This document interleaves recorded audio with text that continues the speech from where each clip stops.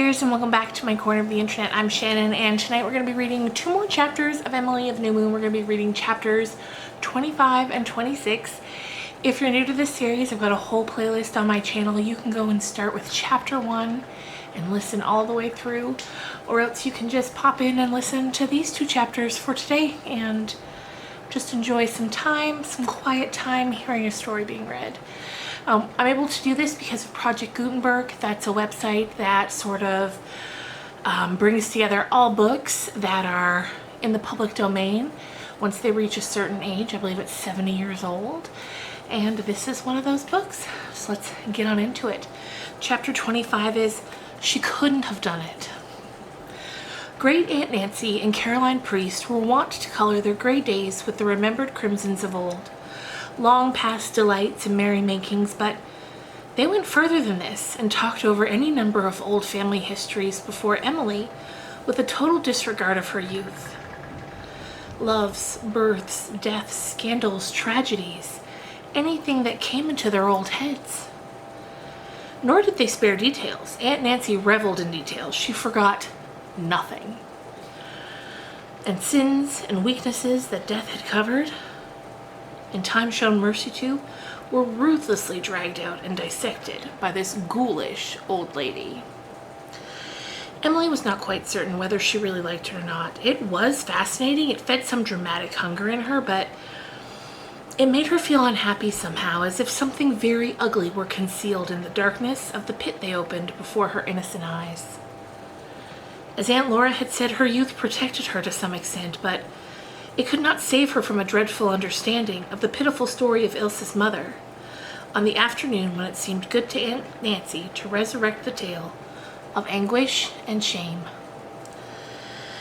Emily was curled up on the sofa in the back parlor reading the Scottish Chiefs because it was a breathlessly hot July afternoon, too hot to haunt the bay shore.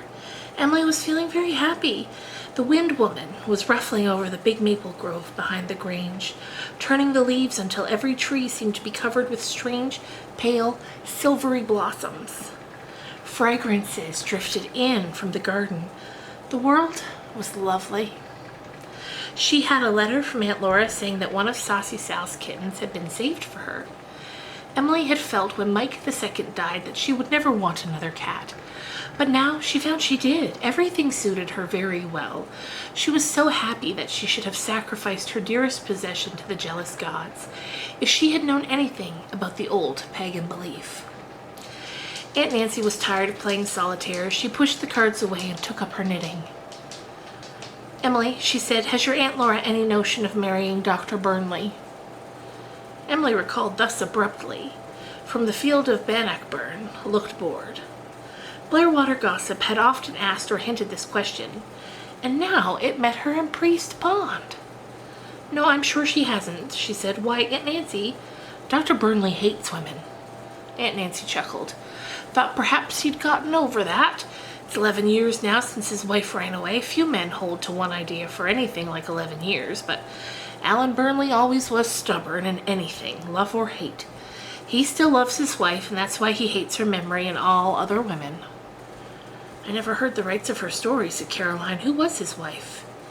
"Beatrice Mitchell, one of the Shrewsbury Mitchells. She was only 18 when Alan married her, and he was 35. Emily, never you be fool enough to marry a man much older than yourself." Emily said nothing. The Scottish Chiefs was forgotten. Her fingertips were growing cold, as they always did in excitement. Her eyes turning black, she felt that she was on the verge of solving the mystery that had so long worried and puzzled her. She was desperately afraid that Aunt Nancy would branch off to something else. "I've heard she was a great beauty," said Caroline. Aunt Nancy sniffed. "Depends on your taste and style. Oh, she was pretty. One of your golden-haired dolls. She had a little birthmark over her left eyebrow, just like a tiny red heart. I never could see anything but that mark when I looked at her, but her flatterers told her it was a beauty spot. The Ace of Hearts, they called her. Alan was mad about her. She had been a flirt before her marriage, but I will say, for justice among women is a rare thing. Caroline, you, for instance, are an unjust old hag. That she didn't flirt after marrying, openly at least. She was a sly one, always laughing and singing and dancing. No wife for Alan Burnley, if you ask me. And he could have had Laura Murray, but between a fool and a sensible woman, did a man ever hesitate? The fool wins every time, Caroline. That's why you never got a husband. You were too sensible. I got mine by pretending to be a fool. Emily, you remember that. You have brains? Hide them. Your ankles will do more for you than your brains ever will. Never mind Emily's ankles, said Caroline, keen on a scandal hunt. Go on about the Burnleys. Well, there was a cousin of hers, Leo Mitchell from Shrewsbury. You remember the Mitchells, don't you, Caroline? This Leo was a handsome fellow, a sea captain. He had been in love with Beatrice, so gossip ran. Some said Beatrice wanted him, but that her people made her marry Alan Burnley because he was a better match. Who knows? Gossip lies 9 times and tells half a truth the 10th. She pretended to be in love with Alan anyhow, and he believed it. When Leo came home from a voyage and found Beatrice married, he took it coolly enough, but he was always over at Blairwater. Beatrice had plenty of excuses. Leo was her cousin. They had been brought up together. They were like brother and sister. She was so lonesome in Blairwater after living in a town. She had no home except with a brother. Alan took it all down. He was so infatuated with her. She could have made him believe anything. She and Leo were always together, and when Alan was away seeing his patients, then came the night Leo's vessel, the Lady of Winds, was to sail from Blair Harbor for South America. He went, and Lady Beatrice went with him. A little strangled sound came from Emily's corner. If Aunt Elizabeth or Aunt Caroline had looked at her, they would have seen that the child was white as the dead, with wide, horror-filled eyes, but they did not look. They knitted and gossiped on, enjoying themselves hugely. How did the doctor take it? Asked Caroline. Take it? Take it? Nobody knows. Everybody knows what kind of a man he's been ever since then, though. He came home that night at dusk. The baby was asleep in its crib, and the servant girl was watching it. She told Alan that Mrs. Burnley had gone to the harbor with her cousin for a goodbye walk, and would be back at 10. Alan waited for her easily enough. He never doubted her, but she did not come back. She had never intended to come back. In the morning, the Lady of Winds was gone, had sailed out of the harbor at dark the night before. Beatrice had gone on board with him.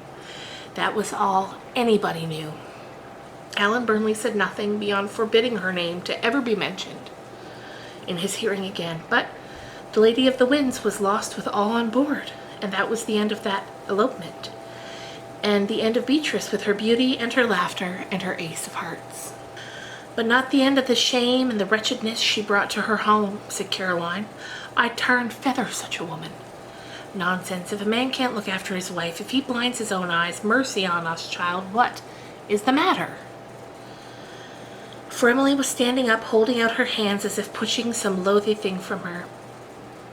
I don't believe it, she cried. In a high, unnatural voice, I don't believe Ilse's mother did that. She didn't. She couldn't have. Not Ilse's mother. Catch her, Caroline, cried Aunt Nancy. But Emily, through the back parlor, had whirled about her for a second, had recovered herself. Don't touch me, she cried. Don't touch me. You liked hearing that story. She rushed out of the room. Aunt Nancy looked ashamed for a moment. For the first time it occurred to her that her scandal-loving old tongue had done a black thing. Then she shrugged her shoulders. She can't go through life in cotton wool. Might as well learn spades are spades now as ever.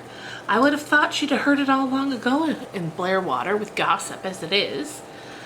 If she goes home and tells this, I'll have the indignant virgins of New Moon coming down on me in holy horror as the corrupter of youth. Caroline, don't you ask me to tell you any more family horrors before my niece, you scandalous old woman. At your age, I'm surprised at you.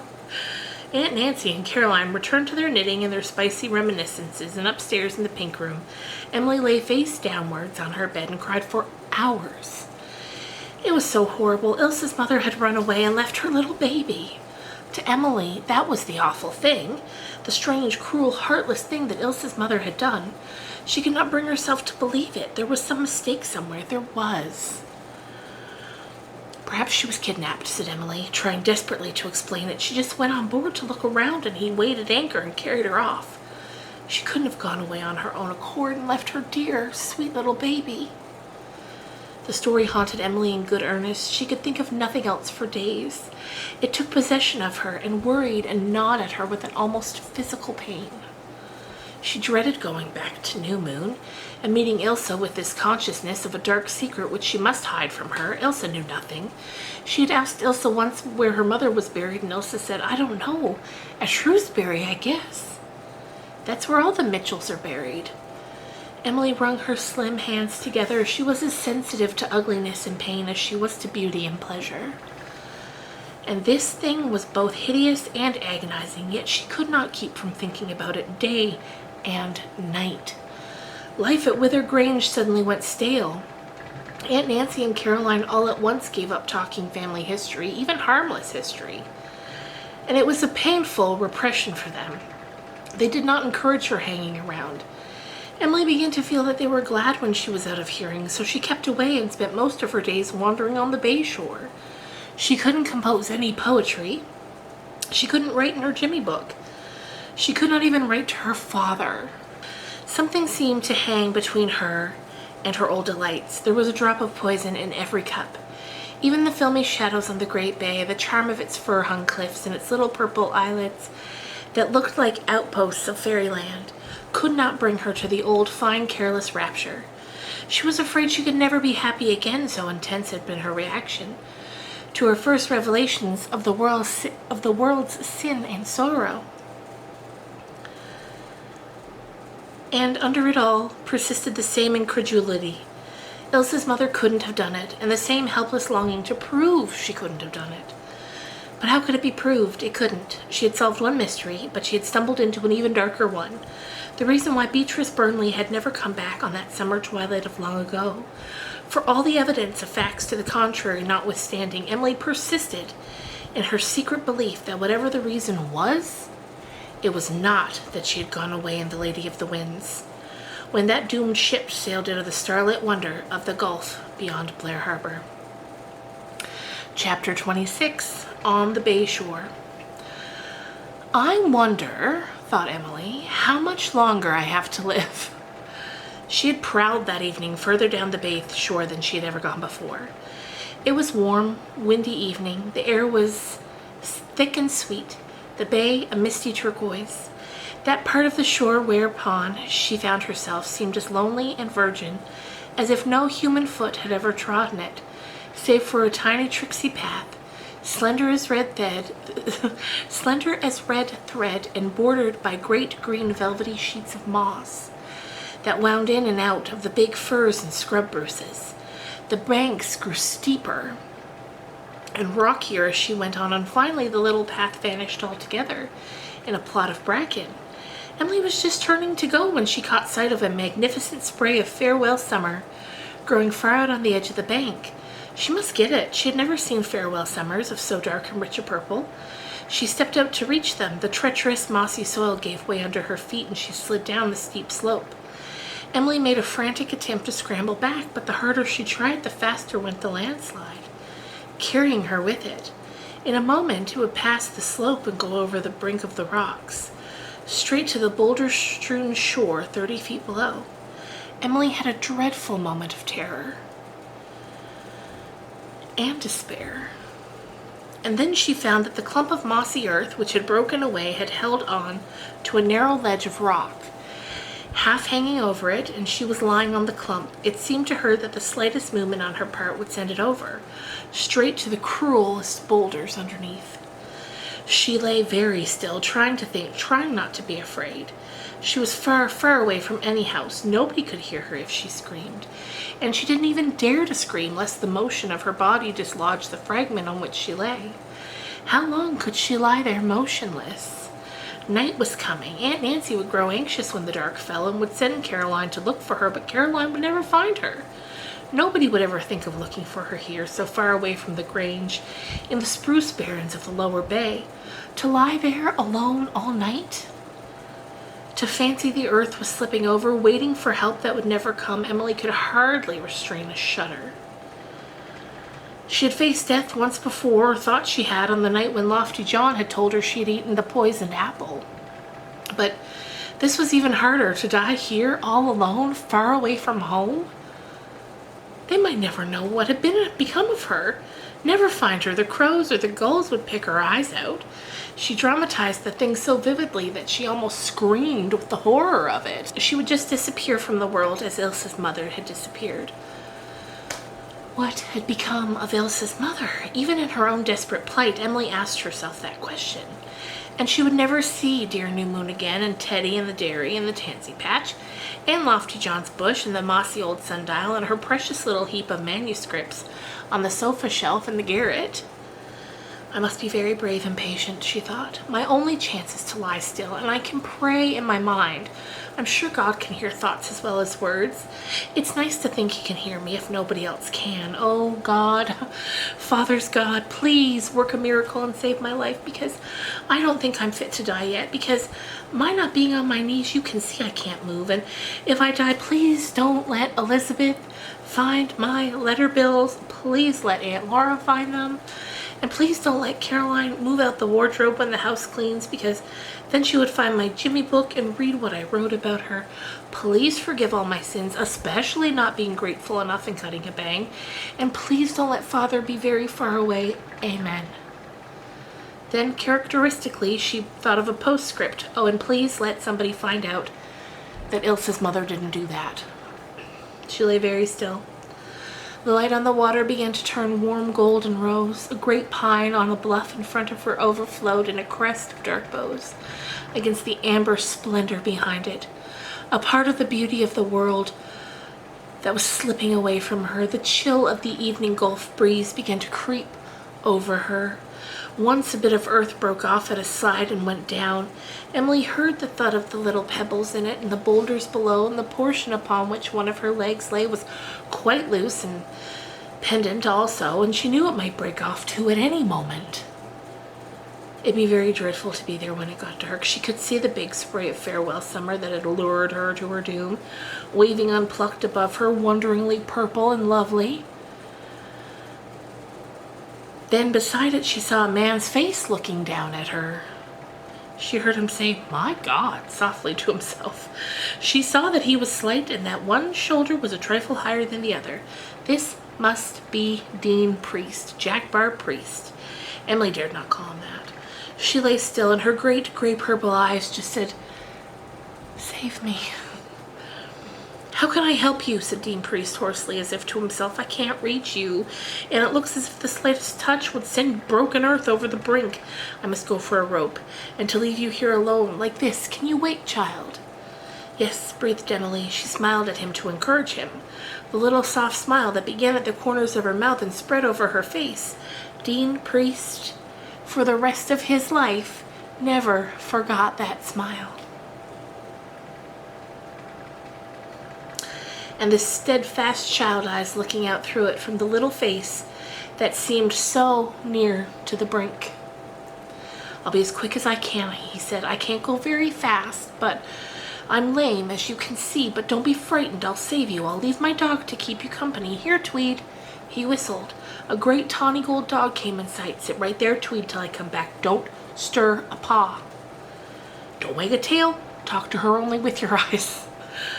Tweed sat down obediently, and Dean Priest disappeared. Emily lay there and dramatized the whole incident for her Jimmy book. She was a little frightened still, but not too frightened. To see herself writing it all out the next day, it would be quite a thrilling bit.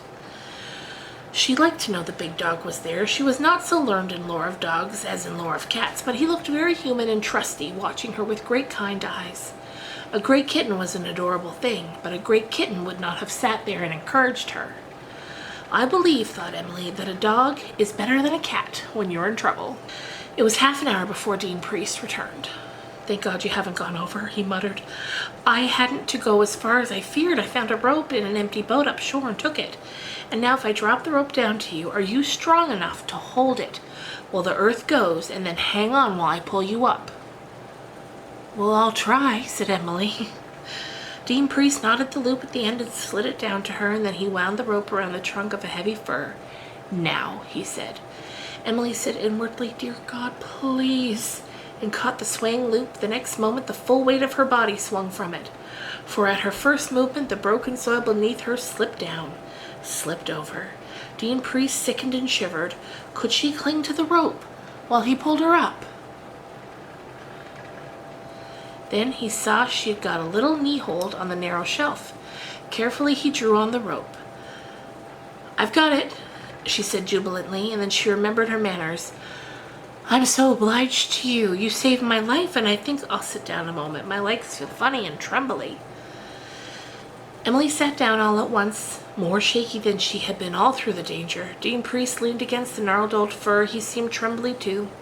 He wiped his forehead with his handkerchief, and Emily looked curiously at him. She had learned a good deal about him from Aunt Nancy.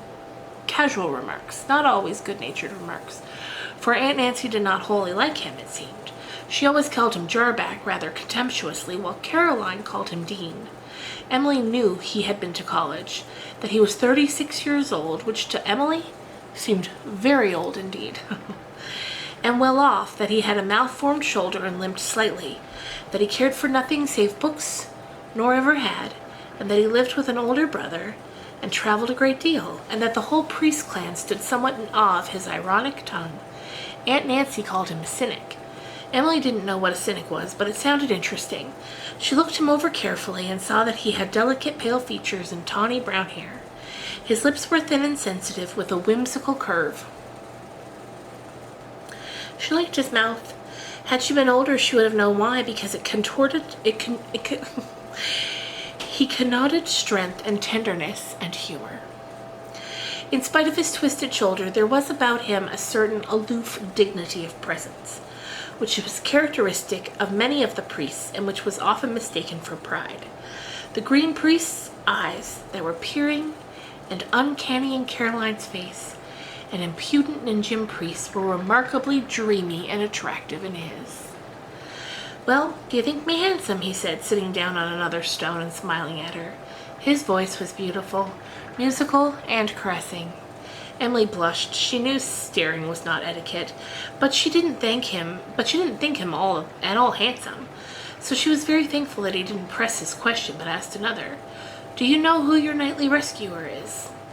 "I think you must be Mr. Dean Priest." Emily flushed again. She had come so near to making another terrible hole in her manners. "Yep, Jarback Priest. You needn't mind the nickname. I've heard it often enough. It's a priest's idea of humor." He laughed rather unpleasantly. "The reason for it's obvious, though, isn't it? I never got anything else at school. How come you slide over that cliff?" "I wanted this," said Emily, waving her farewell summer. "And you have it. Do you always get what you go after, even with the death slipping a thin wedge between? I think you're born lucky. I see the signs. If that big aster lured you into danger, it saved you as well.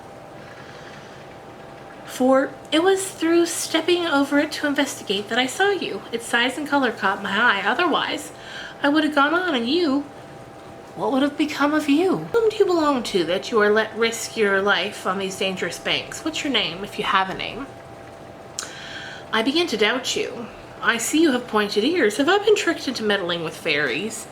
And I will discover presently that 20 years have passed and that I'm an old man long since lost to the living world, with nothing but the skeleton of my dog for company." "I'm Emily Birdstar of New Moon," said Emily rather coldly. She was beginning to be sensitive about her ears. Father Cassidy had remarked on them, and now Jarback Priest as well. Was there really something uncanny about them? And yet there was a flavor about the said Jarback that she liked decidedly. Emily was long in doubt about anyone she met. In a few minutes she always knew whether she liked, disliked, or was indifferent to them. She had a strange feeling that she had known Jack Priest for years. "So you're the young lady visitor at the Grange," said Dean Priest in some astonishment. "Then my dear Aunt Nancy should look after you better. My very dear Aunt Nancy." "You don't like Aunt Nancy, I see," said Emily.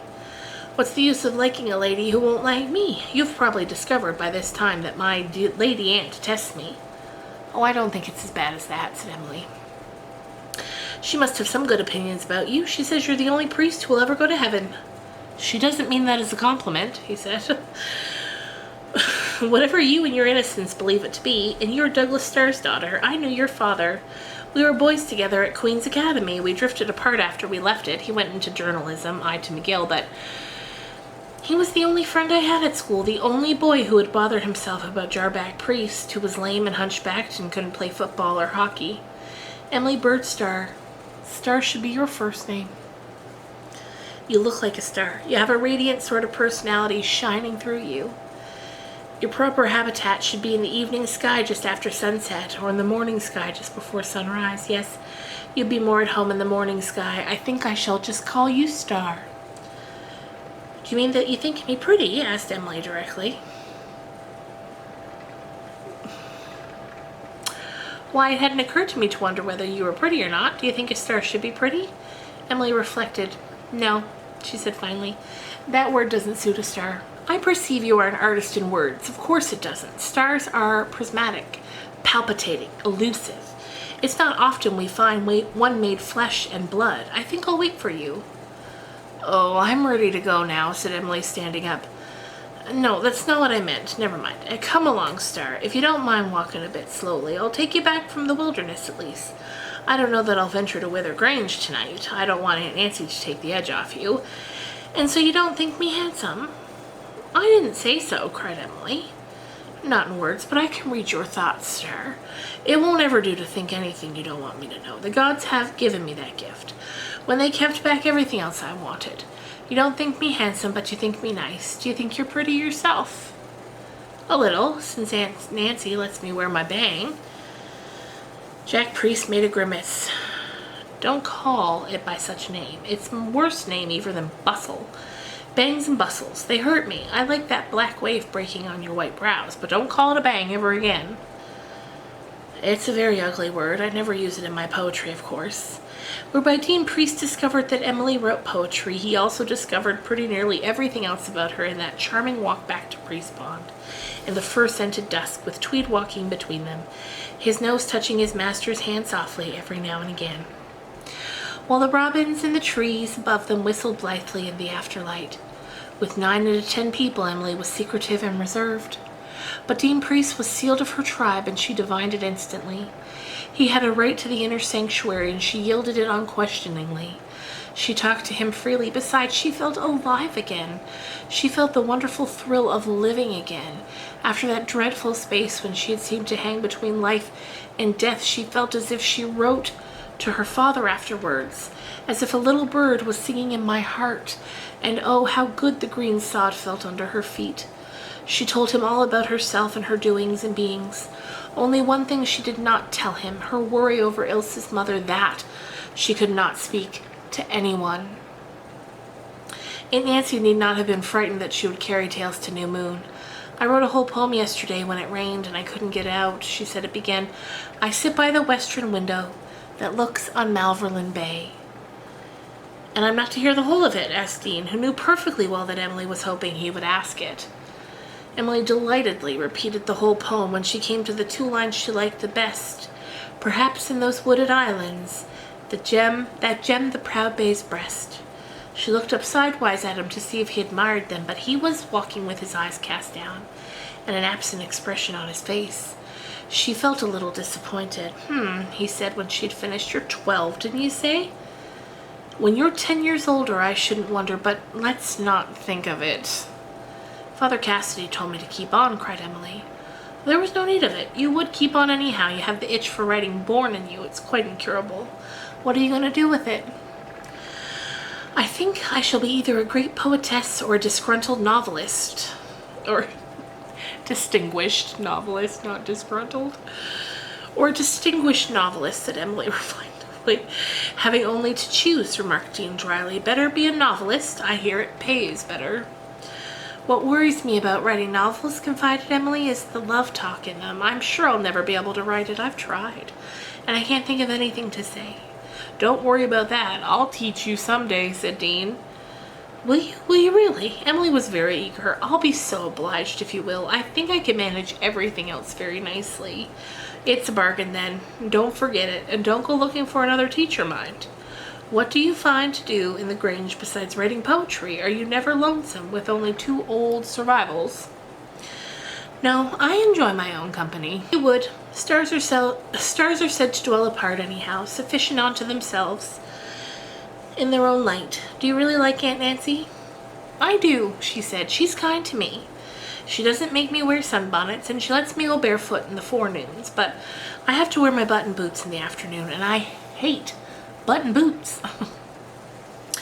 Naturally, you should be shod with sandals of moonshine and wear a scarf of sea mist with a few fireflies caught in it over your hair, Star. You don't look like your father, but you suggest him in several ways. Do you look like your mother? I never saw her." All at once, Emily smiled demurely. A real sense of humor was born in her in that moment. Never again was she to feel quite so unmixedly tragic. "No," she said. "It's only my eyelashes and smile that are like mother's.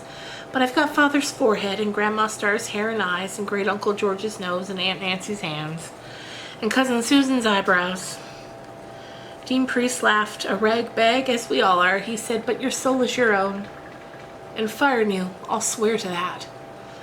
"Oh, I'm so glad you like it," said Emily impulsively. "It would be hateful to think anyone I didn't had saved my life. I don't mind your saving it a bit. That's good, because you see your life belongs to me henceforth. Since I saved it, it's mine. Never forget that." Emily felt an odd sensation of rebellion. She didn't fancy the idea of her life belonging to anybody but herself. Not even to anyone she liked as much as she liked Dean Priest. Dean, watching her, saw it and smiled, his whimsical smile that always seemed to have so much more in it than mere smiling. "That doesn't quite suit you?" he asked. "I see. One pays a penalty when one reaches out for something beyond the ordinary. One pays for it in bondage to some kind or other. Take your wonderful Astor home and keep it as long as you can. It has cost you your freedom." He was laughing. He was only joking, of course, yet Emily felt as if a cobweb fetter had been flung around her. Yielding to a sudden impulse, flung the big Astor on the ground and set her foot on it. Dean Priest looked on amusedly. His strange eyes were very kindly as he met hers. "You're a rare thing, you vivid thing, you starry thing. We're going to be good friends. We are good friends. I'm coming up to Wither Grain tomorrow to see those descriptions you've written of Caroline and my venerable aunt in your Jimmy book. I feel sure they're delicious. Here's your path. Don't go roaming again so far from civilization. Good night, my star of the morning." He stood at the crossroad and watched her out of sight. "What a child," he muttered. "I'll never forget her eyes as she lay there on the edge of death. The dauntless little soul, and I've never seen a creature who seemed so full of sheer joy in existence. She's Douglas Starr's child. He never called me Jarback." He stooped and picked up the broken Astor. Emily's heel had met it squarely, and it was badly crushed, but he put it away that night between the leaves of an old volume of Jane Eyre, where he had marked a verse, "All glorious rose upon my sight, that child of shower and gleam." And that, my friends, is the end of chapter 26. We are getting towards the end. There's 31 chapters, and I've so enjoyed spending this time with you, so I can't wait to get on to the end. I hope you enjoyed. I hope you're in the midst of a wonderful weekend, and I will see you guys tomorrow with another vlog. Bye.